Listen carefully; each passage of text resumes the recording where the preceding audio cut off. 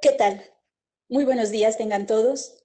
Sobre todo, gracias por permitirnos que a través de esta Escuela Nacional de Protección Civil nos permitan llegar con ustedes para presentar estos temas.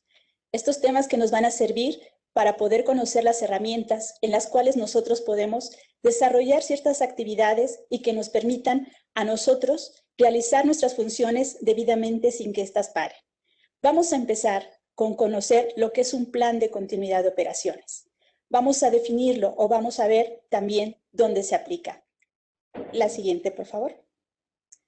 Cuando nosotros nos encontramos en un escenario de crisis extrema, el cierre de las organizaciones puede ser inminente. Tanto los sectores públicos privados también pueden provocarse que estos tengan una recuperación lenta y difícil. Por lo tanto, el hecho de que vuelvan a trabajar, vuelvan a operar, tiene que ser en el menor tiempo posible, para que así también esta organización pueda ser capaz de poder mantener en ese momento de emergencia sus procesos críticos y funcionando debidamente ante una emergencia o un desastre. ¿Cuál es el objetivo? Proporcionar los conocimientos y herramientas en materia de continuidad de operaciones a los responsables de elaborar la gestión, de gestionar el plan de continuidad de operaciones para su dependencia u organización. La siguiente. Vamos a encontrarlo principalmente derivándonos de un concepto básico, que ya la nueva Ley General de Gestión Integral de Riesgos lo está considerando. ¿Cómo vamos a entender la gestión integral de riesgos? Como un conjunto de acciones que son encaminadas a identificar, analizar, evaluar y reducir los riesgos considerándolos por su origen multifactorial y en una permanente construcción. No existe lo que se conoce como desastres naturales. Las amenazas naturales, como las inundaciones, terremotos, deslizamientos y tormentas, se convierten en desastres cuando, en el momento de que el resultado, son como el resultado de una vulnerabilidad y la exposición humana de la sociedad, las cuales se pueden abordar mediante políticas y acciones decisivas, y la participación activa de las partes interesadas deben de reducir el riesgo de desastres. Esto puede ser una inversión sin remordimientos, que proteja la vida, las propiedades, los medios, el sustento, las escuelas, los negocios y el empleo. Esta declaración es establecida sobre todo para poder conocer lo que es una gestión integral de riesgos. La siguiente. Antes de empezar a ver estos conceptos generales, quiero que hagamos una reflexión. Nosotros, cuando tenemos alguna emergencia, ya sea de manera personal, en nuestra familia, en nuestro empleo, en nuestra comunidad, siempre debemos de pensar en un plan B. ¿Qué es lo que vamos a hacer si se llega a suscitar alguna emergencia? Es por ello que distintas organizaciones, tanto nacionales como internacionales, y donde ha participado nuestro país, se ha dado la tarea de poder encontrar qué es esta continuidad de operaciones. En algunas investigaciones y reuniones que se tuvieron en años anteriores, sobre todo en aquellas reuniones donde se llegaron a establecer asuntos de alianza para el sector público y privado, se estableció el concepto de continuidad de operaciones. Este concepto nos lleva a conocer que es una herramienta útil de mitigación que nos va a permitir enfrentar ciertos escenarios de riesgos en ciertos sectores, en ciertas regiones o inclusive en nuestras organizaciones. También este concepto se puede dividir en tres partes. Continuidad de operaciones, que nos va a permitir gestionar que la administración de una organización, sea pública o privada, siempre lleve a ese momento de que no pueda ser interrumpida y se continúe con ella. Posteriormente, el concepto de continuidad del gobierno nos va a permitir asegurar que la vigencia jurídica del gobierno sea preexistente, sobre todo que se proteja ese interés general y que se salvaguarde la forma de observarlo de manera constitucional y políticamente, que el gobierno no pare de funcionar. Y el tercer concepto, que es el concepto de continuidad del desarrollo, que nos va a permitir garantizar las condiciones de funcionamiento, tanto básicas y de coordinación institucional, que nos van a permitir mitigar el impacto del desastre en este mismo desarrollo que se pueda dar. Hay algunos otros conceptos que nos dividen sobre todo lo que es el manejo de riesgos y la gestión de riesgos. Manejar un riesgo estamos hablando de una manera más general, de un sistema colectivo de gestiones, de una dirección de gobierno, es un tema más amplio y sobre todo el tema de gestión de riesgos nos los va a permitir realizar de manera más individual, realizar trámites o sobre todo alcanzar un propósito. Por eso es importante que determinemos que el concepto de continuidad de operaciones puede estar relacionado con los riesgos. No es necesario que nosotros hagamos un análisis para poder entender estos conceptos y poderlos desarrollar más adelante. La continuidad de operaciones y la continuidad de gobierno se van a coordinar para que sus acciones sean más favorables, tanto en el sector privado como en el sector social. En el sector privado, nosotros vamos a conocer esta continuidad de operaciones como la continuidad del negocio, y tiene ciertas etapas y tiene ciertos momentos para poderla desarrollar. Nosotros vamos a ir conociendo cómo identificar estos riesgos y sobre todo para que nos permita, al momento de elaborar nuestro plan de continuidad de operaciones como parte del programa interno de protección civil, irlo más estableciendo. La siguiente. Antes de empezar con estas explicaciones, vamos a ver que existen distintos fenómenos, tanto de origen astronómico, siguiente, de origen geológico, de origen hidrometeorológico, fenómenos perturbadores de origen químico, tecnológico, fenómenos perturbadores de origen socioorganizativo, y por lo tanto este tipo de fenómenos nos va a permitir que hagamos un análisis previo para poder realizar este plan de continuidad. Algunos de los conceptos que son importantes que conozcamos son los siguientes. Conocer qué es un riesgo, se define como la probabilidad o posibilidad de que ocurran daños o algún efecto indeseable sobre sistemas afectables constituidos por personas, comunidades o sus bienes, edificaciones e infraestructura como consecuencia de los fenómenos ocasionados por la presencia de un agente perturbador de origen natural y antrópico o antropogénico. Siguiente. ¿Qué es un peligro? Un peligro es considerado como la probabilidad de ocurrencia de un agente perturbador potencialmente dañino, de cierta intensidad, durante un cierto periodo y en un sitio determinado. Una forma de medir la intensidad y el periodo de retorno a una recurrencia. ¿Qué es la exposición?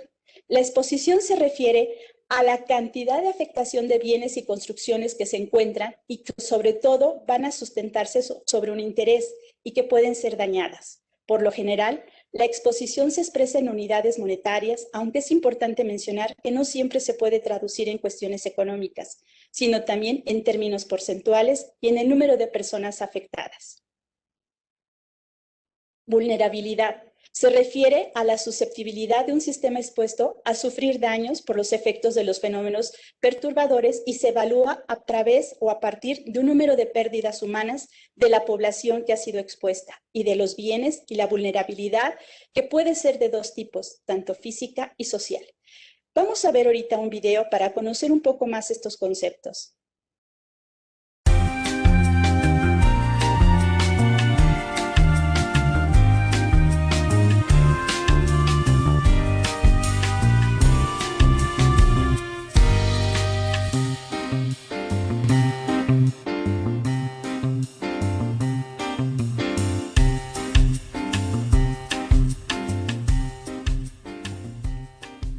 Los desastres no son hechos impredecibles o inesperados. Por el contrario, son escenarios que nosotros los humanos construimos con nuestros comportamientos diarios, en la forma como interactuamos con el medio ambiente y con otros seres humanos. El punto de inicio de los desastres no es al momento que se presenta un fenómeno natural, como un sismo. El desastre en realidad inicia mucho antes. Por ejemplo, cuando construimos casas en terrenos que no cumplen con las condiciones necesarias, es decir, cuando construimos el riesgo. La amenaza consiste en la posibilidad de que en un tiempo determinado en el terreno donde decidamos habitar se presente un fenómeno natural con una intensidad tal que pueda impactar de forma negativa la población y sus servicios. Por ejemplo, un terreno que se inunda o una ladera que se pueda deslizar. El primer punto en la construcción del riesgo es exponer nuestras viviendas e infraestructuras a una amenaza. Por ejemplo, construir en terrenos inundables. Una forma correcta sería construir en terrenos más altos, donde no se inunde. La exposición no implica que siempre se vayan a generar daños cuando se presente una amenaza, pues la forma como ocupamos el territorio y construimos las edificaciones conllevará a una mayor o menor afectación cuando se presente una amenaza. Consiste en el factor interno de riesgo a que está expuesta una comunidad a sufrir daños o pérdidas como resultado de la ocurrencia de un fenómeno natural o provocado por el hombre. Imaginemos que construimos casas en zonas sísmicas. Si las edificaciones incluyen estructuras sismo-resistentes, soportarían mejor los terremotos. Pero si no incluyen estas estructuras, entonces las viviendas no soportarán los sismos y por tanto hacer esto equivale a generar un riesgo. Pero es importante entender que la vulnerabilidad no es solo física, es decir, no es solo por la vivienda construida. La vulnerabilidad también tiene que ver con otros factores, como la capacidad económica, esto es, la disponibilidad de recursos para reducir el riesgo. También influye en la vulnerabilidad la capacidad técnica tanto de las personas que generan el conocimiento del riesgo como las instituciones que pueden ejecutar obras de reducción de riesgo. La falta de conocimiento o el nivel de educación sobre el medio ambiente y el riesgo de desastres por parte de las personas que habitan una zona expuesta a amenazas naturales o sociales y la degradación ambiental en las zonas en las que vivimos también son factores claves en la vulnerabilidad. Hay formas de reducir esos impactos que pueden ocasionar una amenaza. Una de ellas consiste en evitar construir los riesgos actuando de forma anticipada, es decir, controlando la forma de ocupación y uso del suelo a través del ordenamiento o la planificación territorial. Por ello, lo primero que debemos pensar es en la magnitud del evento. No es lo mismo el pequeño deslizamiento en una ladera poco inclinada con pocas viviendas a un gran deslizamiento en una ladera llena de muchas viviendas.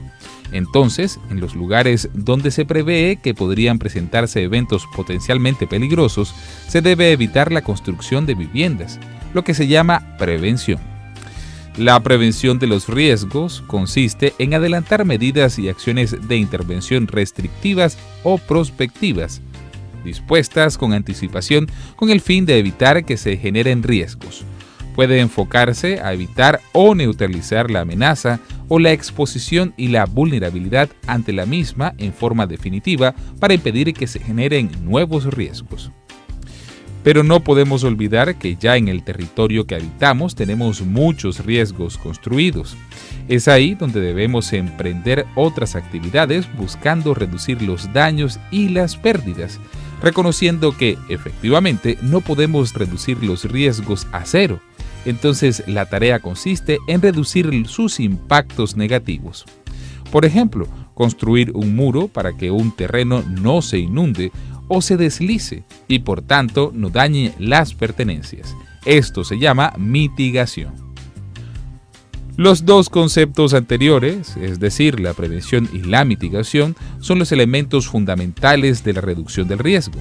Pero por el mismo hecho de que ya en el territorio que habitamos tenemos muchos riesgos construidos y que es posible que se presente un desastre antes de que logremos construir todas nuestras obras de mitigación, es primordial que nos preparemos para atender situaciones de desastre. Esto que llamamos manejo de desastre consiste en elaborar, poner a prueba y ejecutar los planes de emergencia y de contingencia, los cuales describe cómo debemos actuar ante los desastres y las emergencias, describiendo las formas de atender y evacuar a las personas afectadas, así como las formas de reconstruir los daños que se presentaron sin que reconstruyamos las condiciones de riesgo inicial.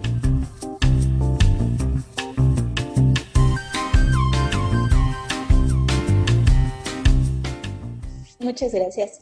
Bueno, como ya vimos, era necesario conocer cuáles son los conceptos básicos para poder nosotros ahora pasar a la siguiente parte.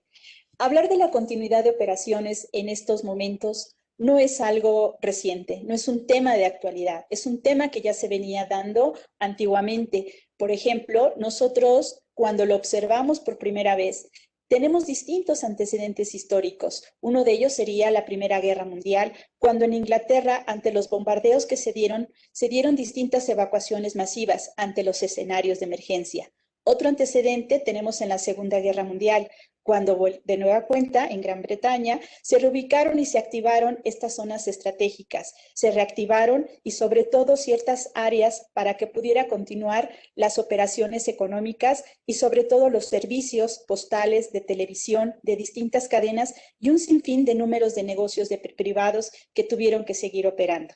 El plan fue activado para reubicar a 23,000 servidores públicos en esa Segunda Guerra Mundial. El gabinete de guerra y el parlamento siguieron operando en sedes alternas. Este sería otro antecedente. También en la Guerra Fría se construyeron refugios para la población y los búnkers, y sobre todo las autoridades de gobierno para salvaguardar distintas vidas y las de sus comunidades. La defensa civil, sobre todo que se dio en estos años, pudo manejar los riesgos y principalmente poder enfrentar estas acciones. Entre los años 50 y 60 vimos sobre todo que ante una amenaza que se iba a tener de guerra, la continuidad de operaciones adquirió cierta relevancia, sobre todo en la respuesta que se dio para una catástrofe que se pudo evitar y sobre todo continuar con las operaciones. En los años 70, en Estados Unidos, con Estados Unidos en la guerra de Vietnam, se amplió no solamente este conflicto armado, sino que también se amplió el concepto de defensa civil, nuestro antecedente de protección civil. Y las emergencias y desastres provocados por cualquier motivo fueron un concepto que se fue planeando para tratar de mitigar ciertas acciones y poder continuar con las operaciones. La defensa civil en ese tiempo hizo que la recuperación y sobre todo la integración se diera de manera más rápida y se continuara con las operaciones. Un antecedente que tenemos, que también en el año 2001, el 11 de septiembre, con los ataques terroristas que se suscitaron en Estados Unidos, para poder preservar este liderazgo político y constitucional, se tuvo que garantizar la continuidad de operaciones y, sobre todo, seguir prestando el servicio ante sedes alternas y poder continuar y no suspender ciertas actividades comerciales. En México tenemos el antecedente de los sismos de 1985, en los cuales el 19 de septiembre vimos que se suspendieron distintas actividades debido a la emergencia. Y eso está provocando o provocó en su momento un cierre inminente de ciertas actividades, lo cual pues a nuestra economía pudo haber impactado. Actualmente pues tenemos la situación del COVID-19 que no solamente está afectando a nuestro país, sino a nivel mundial. Entonces, debemos de tener un programa de continuidad de operaciones para no suspender estas actividades. Como podrán darse cuenta, para preservar un liderazgo y poder continuar con las operaciones, tenemos que ver tres vertientes: el Estado, el sector público, el sector privado y también el desarrollo social. Por lo tanto, esta integración conjunta tanto del desarrollo político, del desarrollo privado y del desarrollo social tiene que darse en el marco de una estructura política y constitucional para garantizar la continuidad de operaciones y la prestación de los servicios esenciales tanto del sector privado como del sector gobierno. Si se interrumpen estos trabajos en aquellas personas, pues vamos a tener distintos impactos personales, familiares, empresariales, institucionales, como lo hemos estado viendo. Estamos expuestos ante esta pandemia y, por lo tanto, los escenarios y las consecuencias de estos fenómenos naturales y antrópicos que hemos visto, hay que saberlos, cómo planear con un plan B para poder que nosotros no nos afecte tanto cuando estemos ante esta emergencia. Hablamos también de planeación. Para poder realizar una continuidad de operaciones tenemos que planear, tenemos que hacer un análisis de nuestros procesos, tenemos que seleccionar estrategias, desarrollar este plan debidamente con todos estos antecedentes y sobre todo mantener una evaluación para ver cuáles fueron las lecciones aprendidas. Por lo tanto, las fases de implementación de un plan de continuidad de operaciones en la Dirección General de Innovación, Planeación y Continuidad de Operaciones hemos dividido 4 fases. La fase de análisis, que es esta recopilación y selección de los procesos. La fase de selección, que son aquellas estrategias que nos van a permitir analizar, revisar y plasmar posteriormente en el documento. Y el desarrollo del plan, que es esta formación que vamos a hacer como una herramienta para que cuando lo tengamos que activar, contemos con todos estos elementos. Y por último, la evaluación, las lecciones aprendidas de estas actividades una vez que se llega a poder establecer lo que es un plan de continuidad de operaciones. Tenemos distintos antecedentes, como lo hemos visto, pero pasemos ahora a mencionar los antecedentes jurídicos. Los antecedentes jurídicos, sobre todo, vamos a analizar en dónde se establecen. Hay distintos antecedentes, aquellos en los cuales podemos hacer nosotros una división, los que pertenecen a los instrumentos internacionales y los que pertenecen a los instrumentos locales, ¿sí? O nacionales. Desde los instrumentos internacionales vamos a ver aquellos lineamientos que se han establecido para poder nosotros considerarlos y aplicarlos. Distintas reuniones que se han dado en América Latina, sobre todo en los años 2003, y que se realizaron a través de distintas reuniones que tuvieron con distintos sectores, tanto públicos como privados, así como también organizaciones en las cuales se pudo determinar aquellos tipos de instrumentos que podrían surgir. También se consideró distintos estándares de ISOs, por ejemplo el 22301, que nos habla de la seguridad de la sociedad, los sistemas de continuidad del negocio. Es un estándar de gestión sistemática que especifica los requerimientos para poder alcanzar, planear, establecer, implementar, operar, monitorear, revisar, mantener y mejorar continuamente un plan de continuidad de operaciones que nos permite estar preparados para actuar ante una ocurrencia de fenómenos perturbadores que afecten las operaciones de una organización. También podemos observar que de acuerdo al marco de Sendai, en la prioridad 1 comprende los riesgos de desastres y en la prioridad 2 fortalecer la gobernanza del riesgo de desastres para garantizar el derecho al riesgo. Ahora pasemos a aquellos instrumentos nacionales. Nuestra Constitución Política de los Estados Unidos Mexicanos establece que en el artículo 73, fracción 29, inciso I, nos habla de la coordinación que debemos de tener para poder expedir leyes y que se faculta solamente al Congreso de la Unión para poder emitir acciones en cuanto a protección civil. Los transitorios también nos dice que si caiga perjuicio a lo que establecen, pues ahora sí, aquellas instituciones de carácter local. El siguiente instrumento, ley secundaria que establece nuestra localidad, nuestra nación, es la Ley General de Protección Civil. Si nosotros observamos esta Ley General de Protección Civil, en su artículo 2, fracción 12, nos establece la continuidad de operaciones y se le conoce como el proceso de planeación, documentación y afectación que garantiza que las actividades sustantivas de las instituciones públicas, privadas y sociales afectadas por un agente perturbador puedan recuperarse y regresar a la normalidad en un tiempo mínimo. Esta planeación deberá estar contenida en un documento o en una serie de documentos cuyo contenido se dirija hacia la prevención, respuesta inmediata, recuperación y reestructuración de todas aquellas que se encuentran avaladas y sobre todo para darle continuidad y con los simulacros. La fracción 41 de este mismo artículo 2 establece que el Programa Interno de Protección Civil también comprenderá lo que es un plan de continuidad de operaciones, el programa operativo para la unidad interna y el programa de contingencia. La fracción 43 de este mismo artículo 2 nos habla lo que es protección civil, nos habla de que es una acción solidaria, participativa, donde se crean en conjunto distintas disposiciones y sobre todo se establecen los programas y se privilegia la gestión integral de riesgos y la continuidad de operaciones. El artículo 7 de la Ley General de Protección Civil, fracción 7, nos habla de dictar los lineamientos generales en materia de protección civil para reducir y fomentar el principio de gestión integral de riesgos y la continuidad de operaciones. Como podrán darse cuenta, la Constitución y esta ley secundaria establece algunos de los requisitos y estructuras para poder desarrollar esta continuidad de operaciones. Pasemos al reglamento. La Ley General de Protección Civil, emitida el 13 de mayo del 2014, nos establece lo que son los requisitos para poder establecer este reglamento.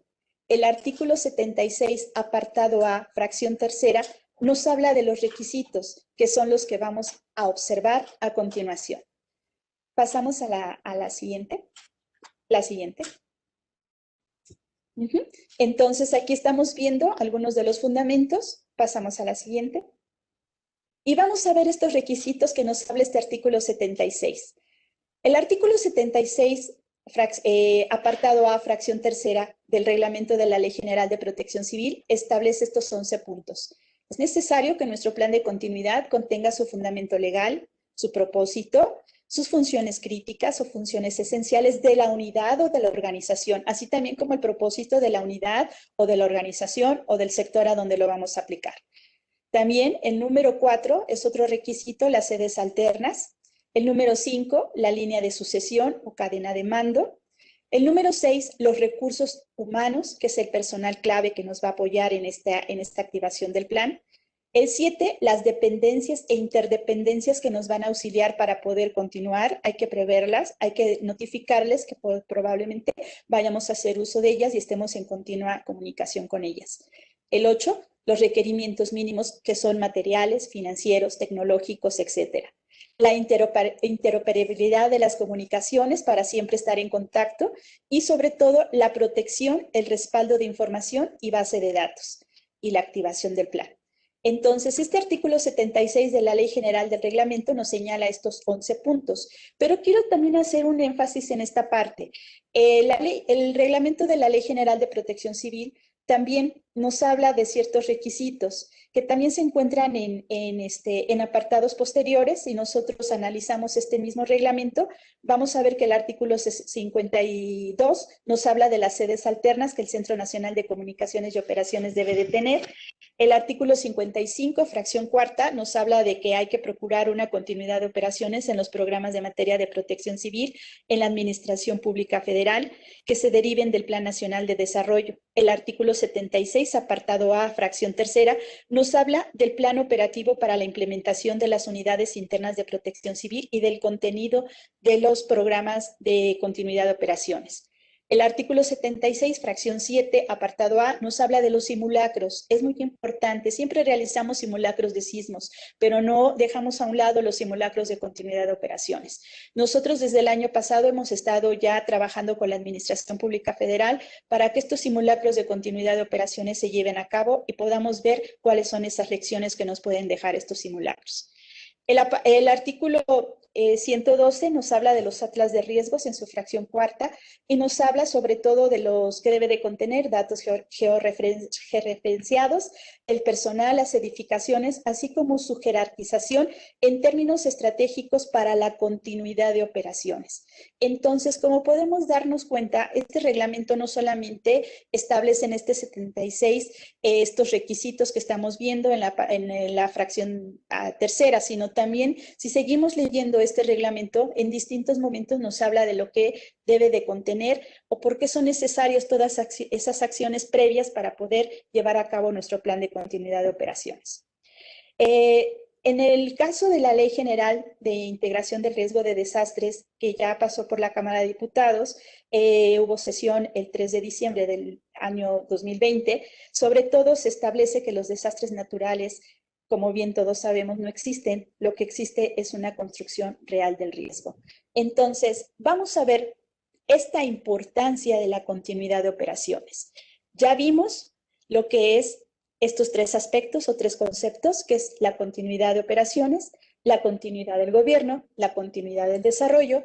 Ya vimos los antecedentes históricos, ya vimos distintos fundamentos legales y sobre todo nacionales en los cuales debemos nosotros de basarnos para establecer esta continuidad de operaciones. Vamos a ver ahora lo siguiente. Adelante. Vamos a ver cómo se compone un plan de continuidad de operaciones. La siguiente. Se compone, sobre todo, vamos a realizar en algunos casos un análisis de amenaza para conocer el nivel de riesgo al que estamos expuestos. Es necesario hacer un cruce entre la probabilidad de ocurrencia de la amenaza contra el impacto que ésta tendría en una organización. Podemos expresar el riesgo en términos cualitativos, alto, medio, bajo, Cuando más baja sea la probabilidad de ocurrencia y el impacto sobre la organización sea también bajo, estaremos en un nivel de riesgo bajo. Sin embargo, la probabilidad de ocurrencia o el impacto de un incidente son altos, estaremos en niveles de riesgo medio alto. La siguiente.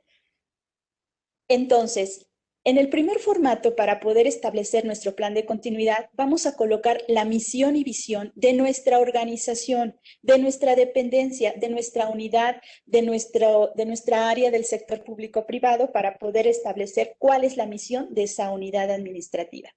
Por ejemplo, en una misión, generar y fomentar la vinculación, es un ejemplo, la vinculación nacional e internacional con organizaciones del sector público, privado y social para mejorar las prácticas y esquemas del país en reducción de riesgos, desarrollar normas oficiales en materia de protección civil y emitir lineamientos de capacitación para elaborar los planes de continuidad de operaciones de todos los sectores.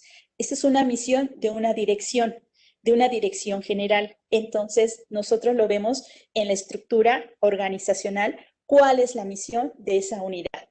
La visión, vamos a también anotarla, ser un referente que permita incrementar las capacidades de innovación, estrategia y desarrollo tecnológico en materia de protección civil, que asesore y promueva el establecimiento de planes de continuidad de operaciones y fomente el desarrollo de evaluación de normas oficiales. Esto es una visión también de otra organización. Y vamos a colocar el marco legal de esa organización, cuál es el fundamento de esa unidad administrativa, cuál es el fundamento de ese departamento, cuál es el fundamento de esa estructura organizacional que está realizando este plan de continuidad. La siguiente. Vamos también a realizar un formato de análisis de amenazas, sobre todo para verificar si son de probabilidades, son de impacto, cuáles sus riesgos, cuáles son sus vulnerabilidades y cuál es una acción preventiva. No quiero hacer mucho énfasis en esta parte porque ya sería cuestión de otro tema. La siguiente. Vamos a ver una escala de evaluación de la probabilidad de la ocurrencia. Si la ocurrencia tiene una escala de 1 a 2, pues es baja, es raramente que esta se llegue a dar. Si es una escala de 3 a 4, pues es inusual, también se puede considerar pues baja, está entre un 25 a 50% de seguridad en esta materia. Después vamos a ver un punto 5 o 6, que es por poco probable que se llegue a dar, es media. Un punto de 7 a 8, muy probable, puede ser un poquito alta, y sobre todo es muy alta cuando ya la vamos a colocar en un nivel recurrente. Entonces, esta probabilidad de ocurrencia puede ser rara, inusual, poco probable, muy probable o quizás recurrente. La siguiente. También en esta escala de valores vamos a ver si es de menor, es baja, es moderada, es grave o es catastrófica. Siguiente.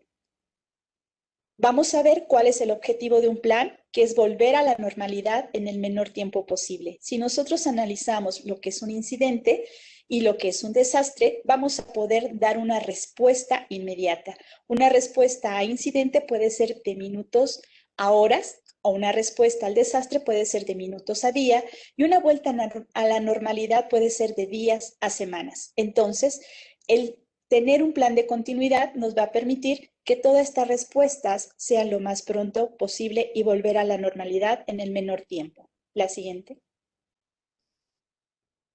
Ya vimos que hay distintos fenómenos. Si le damos otra vez clic para que aparezcan las dos columnas, también la otra. Hay distintos fenómenos que pueden ser naturales o pueden ser antropogénicos. Los naturales, pues ya los conocemos, que son pues el movimiento que tenemos en nuestras placas tectónicas, los ciclones, los volcanes, los frentes fríos, los deslaves, las mareas altas, las heladas, las sequías, las inundaciones. Y como fenómenos antropogénicos o antrópicos, tenemos aquellos que genera el hombre, que serían los incendios, los accidentes químicos, el escape de gases, los derrames, las explosiones, accidentes automovilísticos, conflictos sociales, contaminación. Esto puede ser generador de una activación de un plan de continuidad. La siguiente. También nos vamos a auxiliar de una herramienta muy importante, que es el Atlas Nacional de Riesgos, que el CENAPRED pues, nos tiene establecido bien sus capas, en donde vamos a ver los peligros y sobre todo aquellos indicadores tanto de peligro, exposición y vulnerabilidad, que nosotros pues hay que estarlo alimentando para que podamos observar en qué zona o en qué parte se encuentra establecido algún peligro. La siguiente.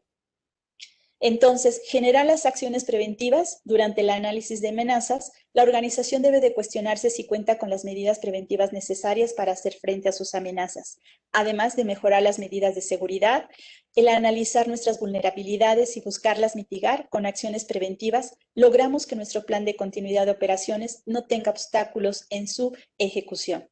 La siguiente.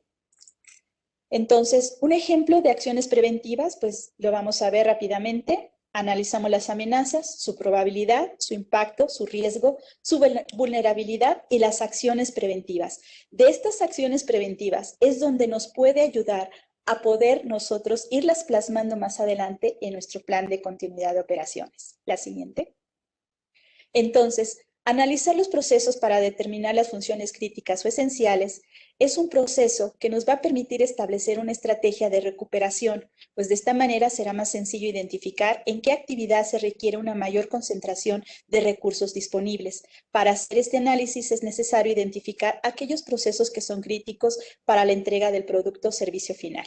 Es importante que hagamos este paso porque es medular en la elaboración del plan de continuidad de operaciones. La siguiente. Vamos a ver ahora los formatos. Estos formatos se los vamos a hacer llegar, en el cual se van a establecer cuáles son los requisitos que se debe de contener. Por ejemplo, en esta lista de procesos de una organización, vamos a hablar de un ejemplo, la organización de la dirección a la cual yo pertenezco, a la de GEBIN. Vamos a analizar ciertos procesos. Ahorita estamos viendo los 3 primeros. Nosotros tenemos 7 procesos que se fueron analizando. El primer proceso, pues, es la vinculación con los sectores públicos y privados. En la siguiente columna vamos a colocar cuáles son las actividades principales de ese proceso, cuál es la frecuencia con la que se realiza ese proceso, quién es el responsable, tenemos que anotar el nombre, y el análisis del impacto. Sobre todo este análisis del impacto puede que sea tanto un impacto reputacional o quizás hasta operacional. Entonces es importante que vayamos analizando en esta columna, en esta primera columna, cuáles son nuestros procesos, cuál es la actividad principal de ese proceso, vamos a decirlo, cuál es la función principal de ese proceso, con qué frecuencia se hace, si se hace diario, si se hace mensual, si se hace anual, de qué frecuencia se realiza y sobre todo quién es el responsable.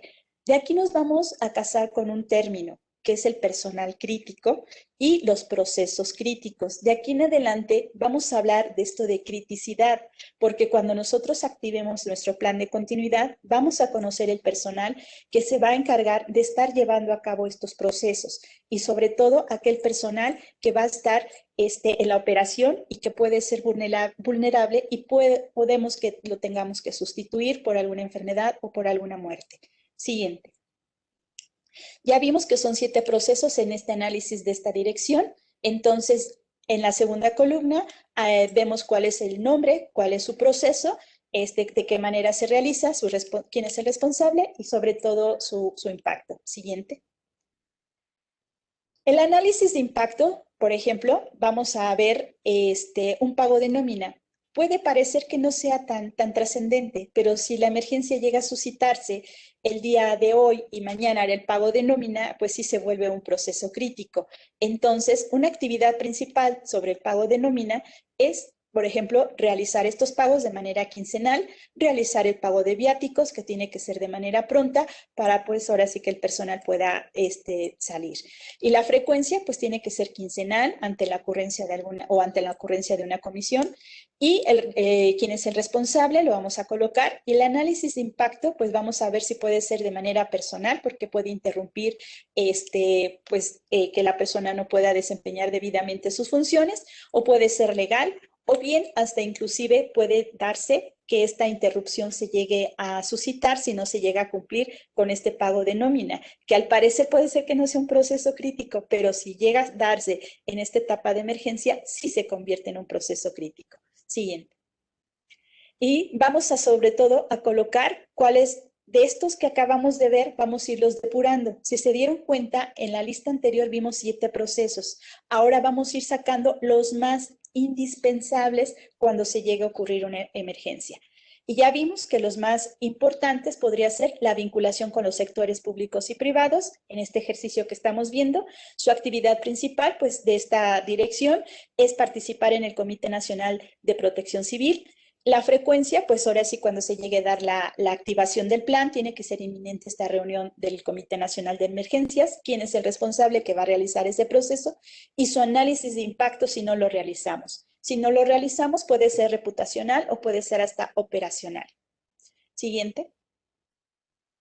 En el formato, sobre todo los propósitos que vamos a tener con el plan de continuidad de operaciones, nos va a permitir que vinculemos a los sectores social, en este caso de este ejemplo que estamos dando, y cuál es su objetivo, cuál es el alcance, qué actividades se realizan, quién es el líder de esta continuidad o línea de sucesión. Aquí vamos a colocar quién es la persona que va a realizar este proceso crítico, ¿sí? Sobre todo vamos a enunciar de manera descriptiva su nombre, su cargo y sobre todo tenerlo bien identificado para que cuando se llegue a suscitar alguna emergencia, pues conozcamos que él es la persona que va a estar realizando esta actividad. Siguiente. Vamos a hacer también nuestro directorio de nuestro personal a nuestro cargo, nuestro directorio de nuestra unidad o nuestro directorio del personal con el cual vamos a contar. Es indispensable que tengamos sus correos institucionales, que contemos con su puesto, su teléfono particular y su teléfono celular. Muchas veces pues cambiamos de chip, cambiamos de teléfono, cambiamos de domicilio, tenemos otro teléfono y cuando se llega a suscitar una emergencia, pues consíganse por favor al personal y no lo encontramos porque pues ya no sigue siendo su número. Esto hay que tenerlo constantemente actualizado. Siguiente. La disponibilidad del personal crítico. Ya les había dicho que el personal crítico es el que va a seguir con las funciones esenciales en la activación del plan.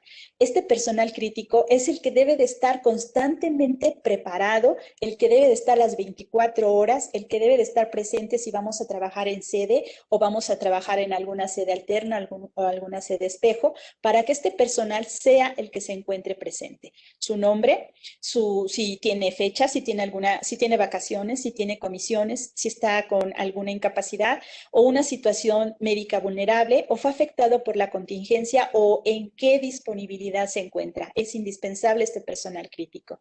La siguiente. Entonces, en el formato que ya vamos nosotros a ir llenando, vamos a anotar nuestro primer proceso. Ya vimos que de los 7 procesos de una dirección general, solamente se volvió indispensable uno, la vinculación con el sector público y privado. Entonces, ese proceso lo vamos a llenar en esta hojita, en la cual vamos a colocar cuál es el nombre del proceso, cuál es la sede geográfica del proceso, en dónde se está llevando a cabo, dónde se va a llevar a cabo, las estrategias de continuidad, puede ser la utilización de espacios gubernamentales, la reutilización de algún otro recurso, el trabajo remoto, como muchos lo estamos realizando, los acuerdos recíprocos, la subcontratación de espacios o bien el centro espejo u otro y hay que describirlo. La siguiente parte son las sedes alternas. Hay que establecer cuál es la dirección, el responsable, el teléfono. En el caso de la Coordinación Nacional de Protección Civil, nuestra área de operación se encuentra en el hangar del Aeropuerto de la Ciudad de México, pero si se llegara a suscitar alguna emergencia, nuestra sede alterna son estas instalaciones del CENAPRED. El trabajo remoto. Es importante que coloquemos quién es el responsable que va a realizar el trabajo remoto. La persona que va a estar trabajando ya sea desde casa o a alguna otra distancia, sobre todo colocar su nombre, su teléfono, su disponibilidad y los recursos financieros que esa persona necesita. En estos tiempos de pandemia hemos visto que muchos pues, necesitamos internet, una conectividad, necesitamos algún medio electrónico para estarnos contactando y a muchos nos está fallando por esta situación. Entonces hay que prever todas estas circunstancias para que no deje de operar la continuidad de operaciones. La siguiente. Sobre todo, establecer también las dependencias o aquellas que nos van a auxiliar, los entregables, por ejemplo, documentos o alguna evidencia o algo que necesitamos estar reportando, qué es lo que necesitamos estar replicando. La siguiente. Los formatos de los requerimientos o elementos mínimos indispensables, por ejemplo, necesitamos, ¿qué elementos mínimos necesitamos? Una computadora, un multifuncional, ¿cuántos necesitamos? ¿Qué especificaciones requieren? Si necesita algún tipo de característica en específico, ¿qué costo tiene? Si se cuenta con él o no se cuenta con él. La movilidad, el mobiliario, el equipo, los vehículos, aquellos que vamos a necesitar trasladarnos, es indispensable que los tengamos también bien establecidos, delimitados en cuanto a sus cantidades que necesitamos, sus especificaciones, su costo y si se cuenta con él. Porque no tiene caso que estemos mencionando todo aquello que requerimos y no contemos con él, ¿sí? Los requerimientos adicionales, pues son cuestiones que vamos a necesitar, que no son tan indispensables, pero sí se necesita contar con aquellos. Siguiente. La base de datos para la operación del proceso crítico, sobre todo necesitamos tener un inventario, necesitamos establecer bien los procesos de quien lo requiere, el método de resguardo, el costo del resguardo y el lugar donde se va a resguardar. La siguiente, por favor. En la interoperabilidad de las comunicaciones vamos a ver si el equipo es aquel que vamos a tener que contar, si contamos con el proveedor, las especificaciones, el costo y si se cuenta con él. Siguiente. Entonces, una vez que ya tengamos realizado todos los elementos de nuestro plan de continuidad de operaciones, vamos a ver la activación. La activación puede darse antes de la emergencia, ¿sí? Realizar campañas de comunicación para difundir el plan de continuidad de operaciones entre todo el personal de la organización. Todo el personal debe de conocerlo. No se vale que cuando se llegue a dar una emergencia empecemos a preguntar, jefe, ¿me quedo? Jefe, ¿me voy? Para lo que usted ordene. No, tenemos que saber ya cada uno cuáles son nuestras funciones y desde dónde vamos a estar operando, en sede local o en sede alterna. Hay que prepararnos y disponer todos los insumos que son necesarios, el equipo, administrar los espacios, los planos, la información, los esquemas organizativos y las comunicaciones necesarias para utilizarlos en un momento que se llegue a activar el plan. Hay que verificar los recursos y los presupuestos si contamos con aquellos, implementar el programa de capacitaciones para el personal involucrado en el plan una vez por lo menos al año, establecer las distintas rutas a seguir en el caso de una emergencia o desastre para establecer el lugar donde se dará la continuidad de operaciones, comunicar el plan tanto a las autoridades de la región como a los órganos reguladores de esta organización. Realizar simulacros, esto sí se los pido, es muy importante. No estamos haciendo simulacros de continuidad de operaciones, estamos haciendo simulacros sobre sismos o alguna otra emergencia natural, pero no estamos haciendo simulacros en continuidad de operaciones. Estos deben de ser también por lo menos una vez al año y el personal debe de estar listo para saber cómo actuar ante una emergencia o ante un desastre. La siguiente. También durante la emergencia es importante que al momento que ésta llegue a ocurrir, hay que evaluar cuáles son las necesidades de la activación del plan, notificar a las autoridades internas y externas, así como a las dependencias y organizaciones involucradas sobre la activación del plan, solicitar los apoyos requeridos, iniciar un proceso de notificación de la activación del plan con llamadas telefónicas, comenzar con la ejecución de las actividades contempladas en el plan y llevar una bitácora de los sucesos y acciones realizadas. Siguiente. En el después de una emergencia hay que mantener comunicación constante con las autoridades y dependencias relacionadas con la organización, así con el personal directivo. Hay que darle fin a este estado de crisis y sobre todo volver a la normalidad. Es difícil, pero sí hay que volver a la normalidad. Informar a todo el personal, incluyendo el personal que no ha sido notificado del proceso crítico, que ya se ha dado por terminado la crisis. Evaluar la infraestructura de la reactivación de los procesos no críticos, sobre todo desarrollar acciones de restablecimientos y documentar las lecciones aprendidas. La siguiente. Como podrán darse cuenta, toda una estructura de un plan de continuidad hay que planearlo. Por eso se llama planeación y continuidad de operaciones. Seguir los procesos, las etapas que vamos a irlas desde el momento en que ésta se va a estar estableciendo como acciones previas. ¿Qué vamos a hacer en el desarrollo del plan? ¿Qué necesitamos? Por eso viene inmerso dentro de estos programas internos de protección civil el plan de continuidad de operaciones. ¿Y cómo lo vamos a estar estableciendo? ¿Y cómo lo vamos a activar? ¿Y qué lecciones aprendidas? Toda esa planeación nos va a ayudar a poderle dar un funcionamiento óptimo y sobre todo, si llevamos a cabo nuestros simulacros, nos va a permitir evaluar la capacidad de respuesta ante una situación de desastre que afecte a los recursos de la organización. Nos va a probar la efectividad y los tiempos de respuesta del plan para poder comprobar que se encuentran alineados con la definición de los procesos críticos, identificar oportunidades de mejoras en su diseño y sobre todo ejecutarlo. comprobar si los procedimientos desarrollados son adecuados para soportar la recuperación de las operaciones de organización y evaluar si el personal de la organización conoce su rol en este plan de continuidad de operaciones. Muchas veces no lo conocemos. Muchas veces llegamos a trabajar y pensamos que nada más pues, a lo que nos diga el jefe. No, cada uno tiene que saber qué se hace en esa organización, qué es lo que vamos a seguir funcionando, qué es lo que podemos parar, qué es lo que no debe de parar y cómo nosotros le vamos a dar esta activación a este plan de continuidad. La siguiente. La mejora continua del plan de continuidad de operaciones nos va a permitir que todo el personal, ¿sí?, se encuentre capacitado, sobre todo para cumplir con sus responsabilidades en un estado de emergencia o desastre. El plan de continuidad de operaciones debe de actualizarse posteriormente a la realización de los simulacros programados que se propone que sea una vez al año y la ocurrencia de una emergencia o con el fin de mantener su vigencia y corregir los errores. Por la propia dinámica de las operaciones de la organización, se van incorporando nuevas soluciones tecnológicas de información y los recursos básicos van evolucionando para dar respuesta a las necesidades planteadas. La correcta planificación y el mantenimiento de un plan de continuidad de operaciones evita que éste quede obsoleto y que en caso de emergencia o desastre no pueda dar respuesta a las necesidades de un proceso crítico. La siguiente. Muy bien, antes de empezar, vamos a ver algunas acciones. Vamos a ver dos ejemplos. Un primer video que tiene que ver con acciones de un sector privado y ahorita les hablo de otro ejemplo del sector público. Vamos a ver este video.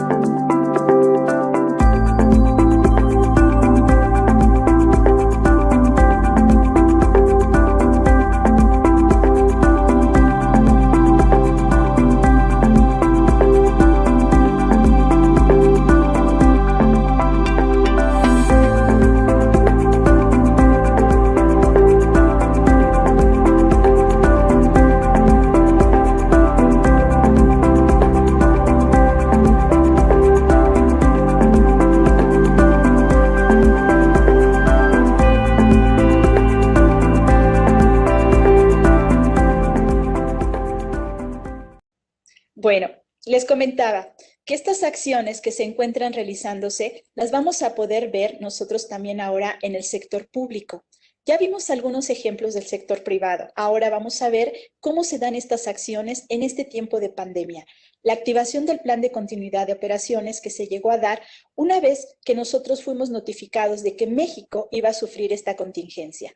Entonces, en ese momento nos reunimos con todos los titulares de la Administración Pública Federal que tienen que ver con este manejo de continuidad de operaciones.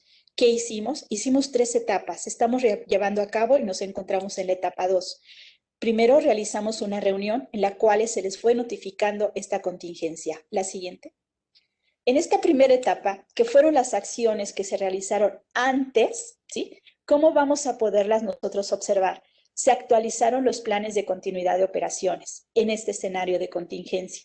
Se notificó esta contingencia para poder recibir estas notificaciones y sobre todo que aquel equipo que se encuentra o que se encuentra en esta situación pudiera ser conocedor de que se iba a activar este plan.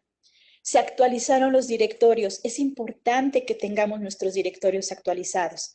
Confirmar que se tienen los directorios en las áreas actualizadas, sus teléfonos, sus correos electrónicos, sus extensiones, bien localizados el personal.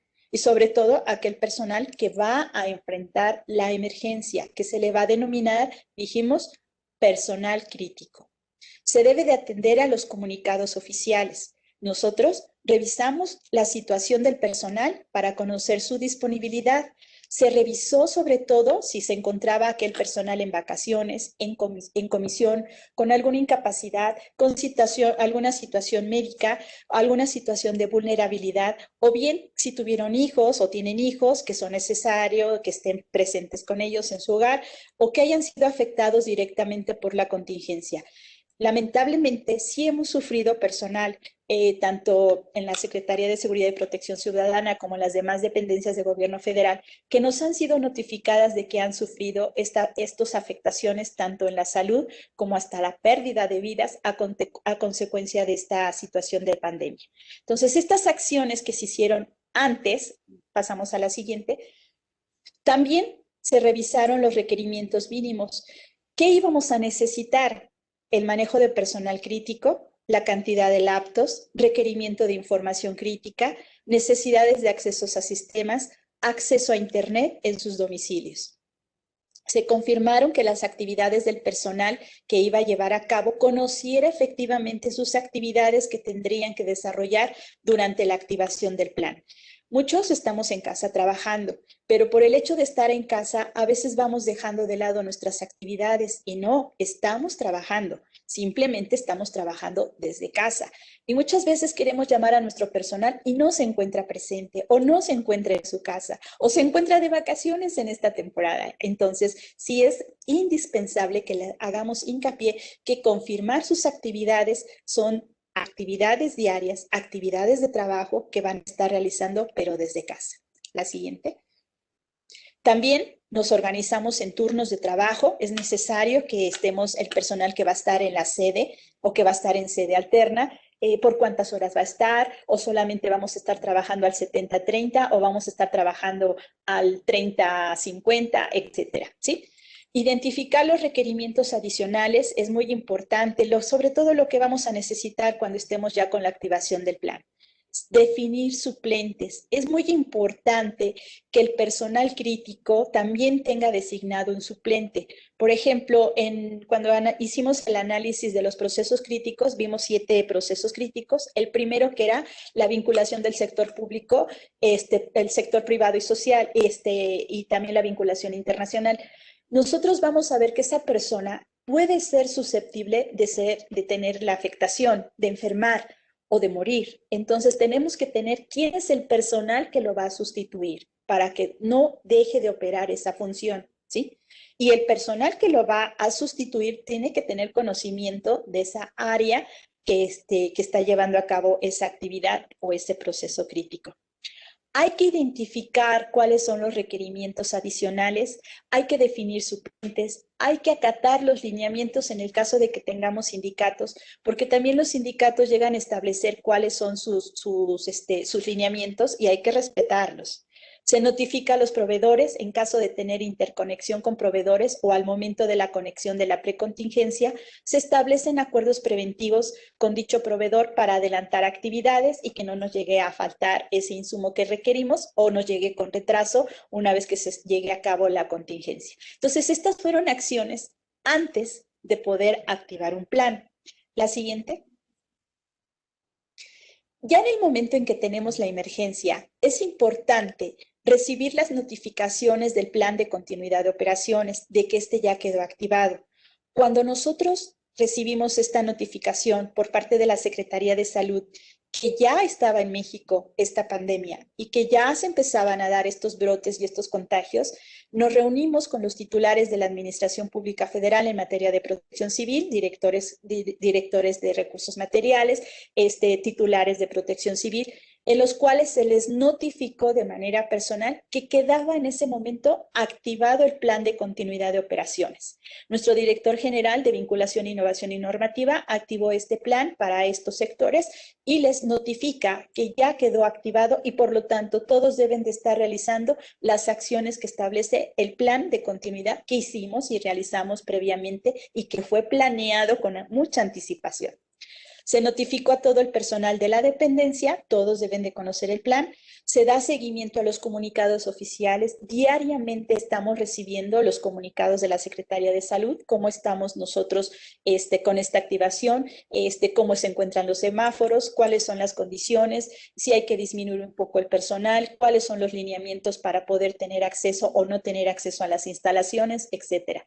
Se da seguimiento al personal disponible. Es importante que mantengamos contacto con nuestro personal, que le estemos llamando, que veamos cómo se encuentran, cómo van con su salud, para saber si ese personal va a poder incorporarse o definitivamente ya no se va a poder incorporar y por lo tanto la continuidad puede romperse y ese no es el sentido. El sentido es que la continuidad se dé y sobre todo si no contamos con el personal crítico en ese momento, sea por salud o por enfermedad o por alguna situación de vida, pues saber que el suplente va a poder continuar, ¿sí? Lamentablemente en distintas dependencias hemos tenido ya sustitución de personal crítico ya hasta 3, 4 veces, entonces sí es una situación muy, muy indispensable que conozcamos cuál es esa línea de sucesión o de mando para ver quién es el que va a sustituir al siguiente personal crítico. Se da seguimiento, sobre todo se identifica si el personal responsable del proceso crítico fue afectado por la contingencia. De ser así, pues es indispensable que el suplente inmediato pues se encuentre presente, lo tengamos bien ubicado, porque si no tenemos ese suplente inmediato, pues ¿qué pasó? Nunca nos notificó que estuvo enfermo, nunca nos notificó que no iba a estar en la ciudad, nunca nos notificó que tenía hijos y pues tenía que estar con ellos, o nunca nos notificó ninguna situación porque no se presenta y nosotros lo estamos esperando, ¿sí? Dar seguimiento a las actividades diarias, no puede parar la administración pública, no puede parar este funcionamiento, por lo tanto hay que darle seguimiento. En el sector privado también es indispensable que sepan cuáles son sus acciones y sus procesos críticos para que esa organización no vaya a parar sus funciones. Después, realizar diariamente las bitácoras de seguimiento.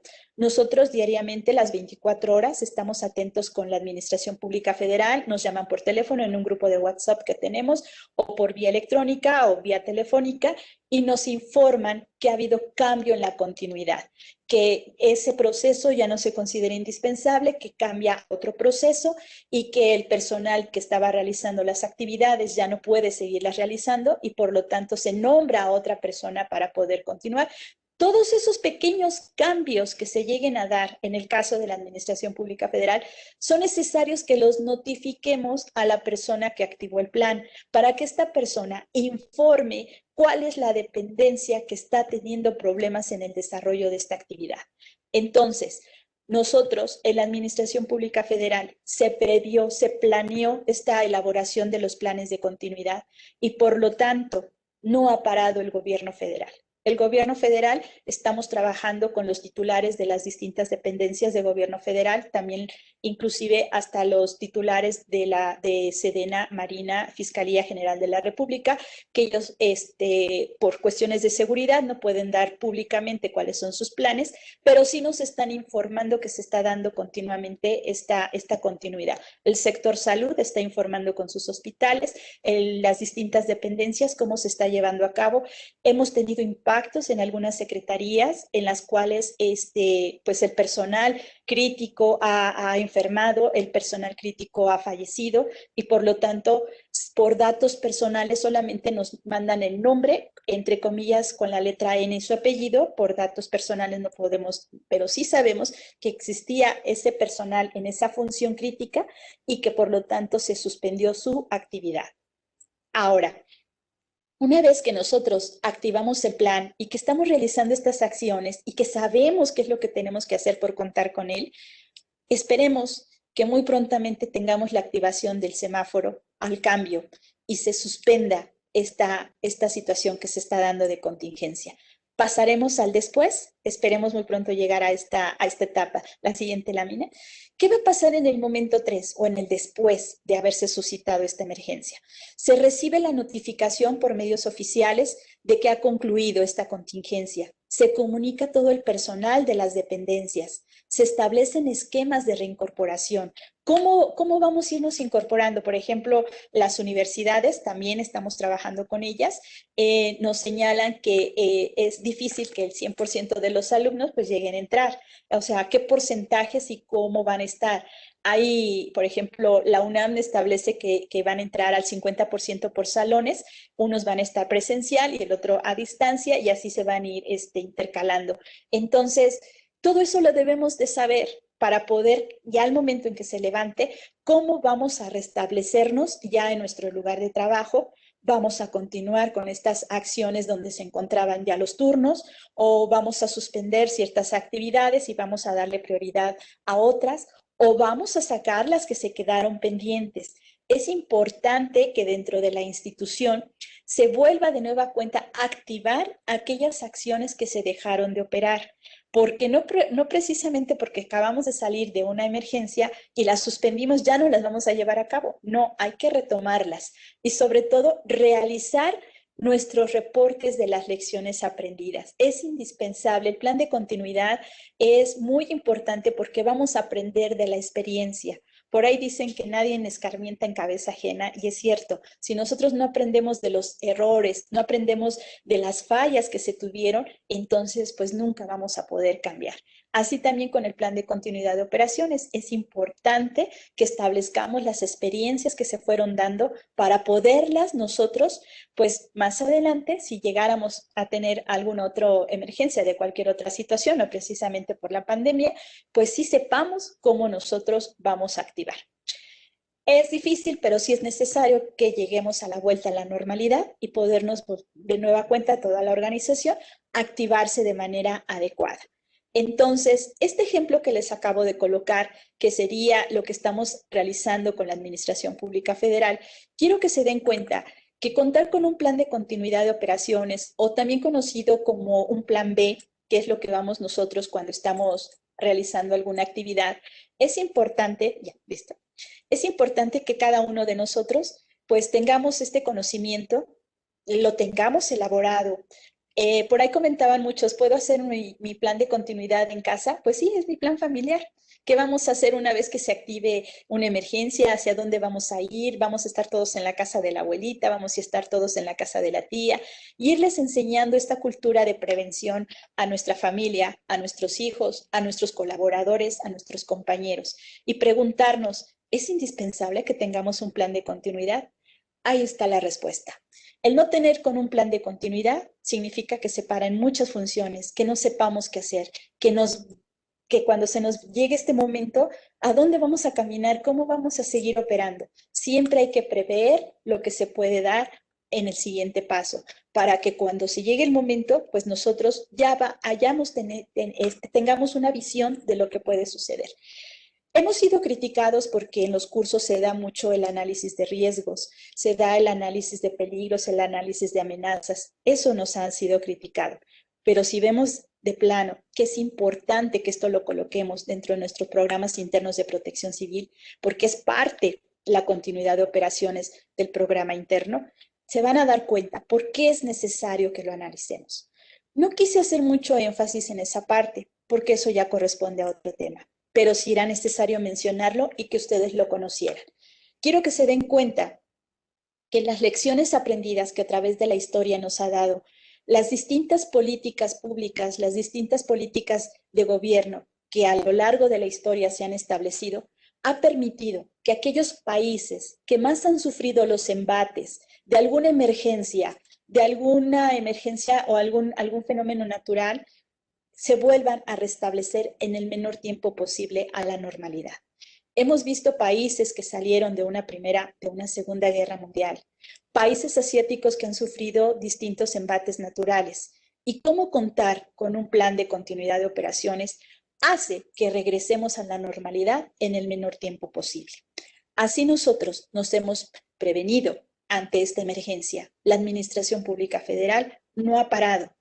También nosotros contamos con una guía de elaboración del plan de continuidad. Hubo una guía que en el año 2008 fue publicada, no con los requisitos necesarios de un proceso para poderla publicar. Actualmente, en la Dirección General de Vinculación, Innovación y Normativa tenemos ya la guía 2021, solamente esperamos el visto bueno de nuestra Coordinadora Nacional de Protección Civil y esperemos pronto estarles diciendo que esa guía 2021 para la implementación del Plan de Continuidad de Operaciones ha sido publicada y se dé a conocer a todos ustedes. Entonces, por mi parte, si queda alguna duda, estoy a sus órdenes.